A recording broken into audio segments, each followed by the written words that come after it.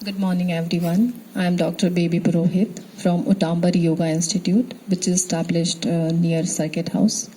And today our topic is Bhastrika Pranayam, which is known as spatial pranayam.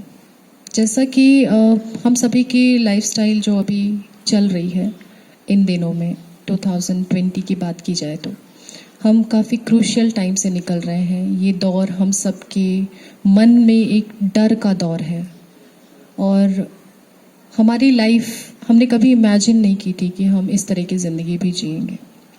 इसके बीच में अगर किसी चीज़ ने हमें होल्ड करके रखा है तो वो है योग प्राणायाम, जिसने हमारे ब्रीथ पे, हमारे एक्टिविटीज़ पे और हमारे जीने के तौर तरीक़ों में बहुत स्टेबिलिटी से अपने आप को संभाल के होल्ड करके रखा हुआ है। आज जो हम भस्त्रिका प्राणायाम की बात कर रहे हैं, मुझे ऐसा लगता है कि ये टॉपिक आज चूज़ करने का रीज़न ये था कि हम जिस दौर से गुज़र रहे हैं, ये दौर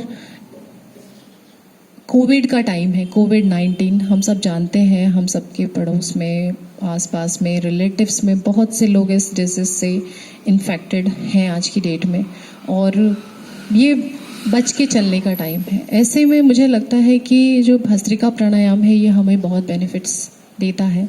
मैं आपको छोटी सी एक बात बताना चाहूँगी। जैसा कि हम सभी जानते हैं कि स्मोकिंग लंग्स पे कितना साइड इफ़ेक्ट छोड़ती है।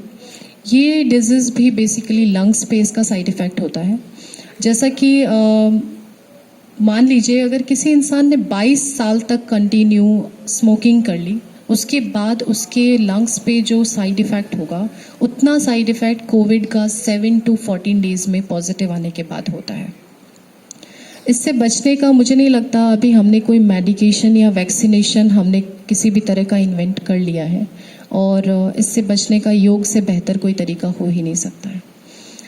भस्त्रिका प्राणायाम का लंग्स पे इफ़ेक्ट होता है। अगर हम इसका रेगुलर प्रैक्टिस करें तो ये हमारे लंग्स के लिए बहुत बेनिफिशियल है।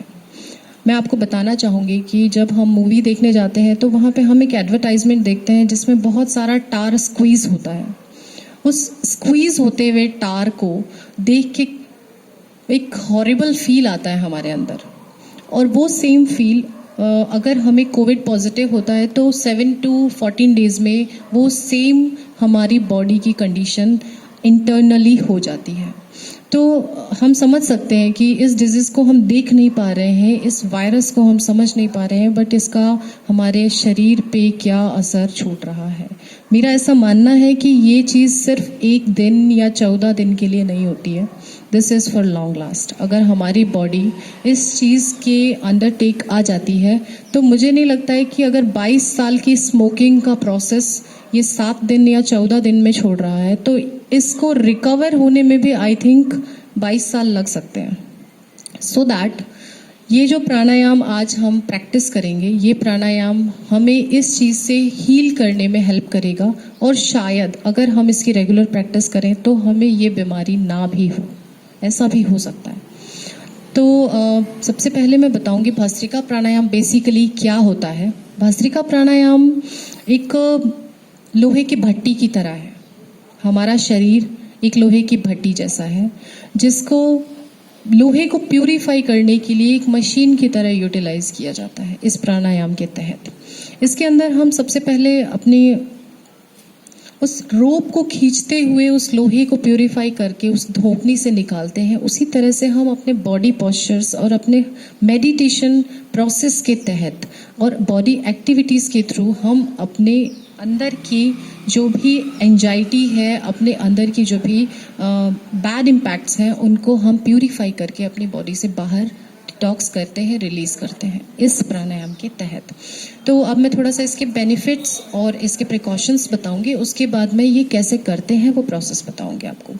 सबसे पहले बता दूं मैं, ये बहुत सारे डिजीज़ में हेल्पफुल है। लंग्स पे तो इनका है ही जो इफ़ेक्ट, वो तो हम समझ ही रहे हैं। इसके अलावा अगर मैं बात करूं तो हमारे बॉडी में जितने तरह के एसिड्स रिलीज़ होते हैं, ये उन एसिड्स पे कंट्रोल करता है। उन एसिड्स को ये बनने नहीं देता है अगर हम ये रेगुलर बेसिस पे करते हैं तो। इसके अलावा जो कि आज के टाइम की एक और सबसे बड़ी समस्या है, लेडीज़ कंसीव नहीं कर पाती हैं, मैन में स्पर्म काउंट्स कम होते जा रहे हैं डे बाय डे। इस प्राणायाम के रेगुलर करने से इन दोनों चीज़ों पे भी होल्ड किया जा सकता है और इन पे भी जीत हासिल की जा सकती है इसकी रेगुलर प्रैक्टिस। ऐसा माना जाता है और ऐसा हमने कई बुक्स में भी पढ़ा है कि इस प्रैक्टिस को रेगुलर करने से जिनको अस्थमा है, अगर इसका स्लो मोशन में प्रैक्टिस किया जाए रेगुलर, और जिनको अस्थमा है वो अपने अस्थमा पे भी इसके थ्रू बहुत कंट्रोल कर लेते हैं और मेडिसिन से काफ़ी दूर हो जाते हैं।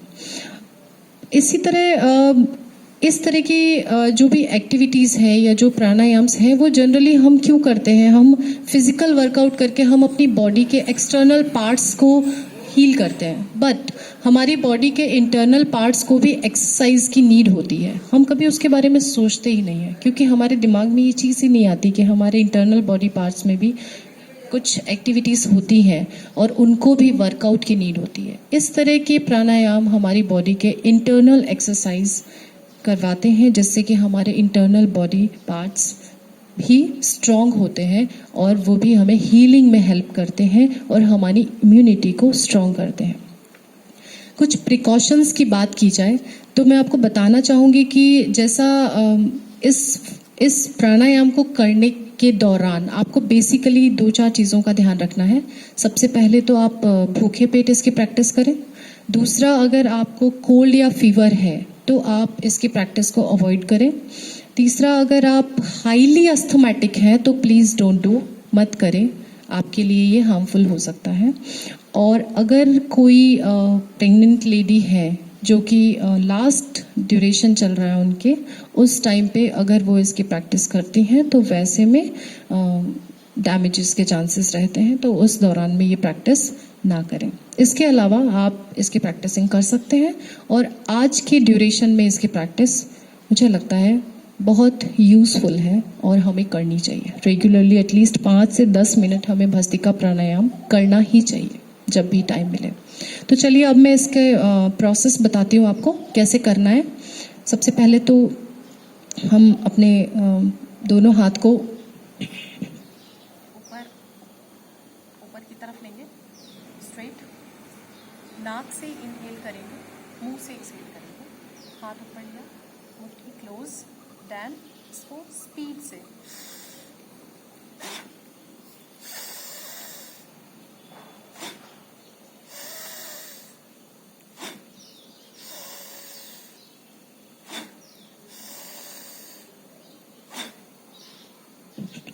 ये इसका एक पार्ट था। इसका एक और पार्ट मैं बताना चाहूँगी जो कि हम नाक से इनहेल और नाक से ही एक्सहेल करेंगे।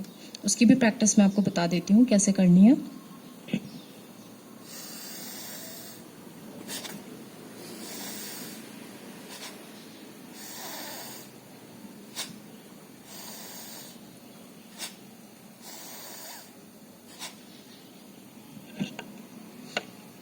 तो इसका करने का तरीका मैंने आपको बता दिया है, इसके प्रिवेंशंस बता दिए हैं, इसके बेनिफिट्स बता दिए हैं।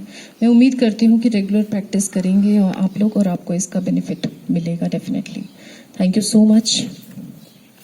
नमस्कार।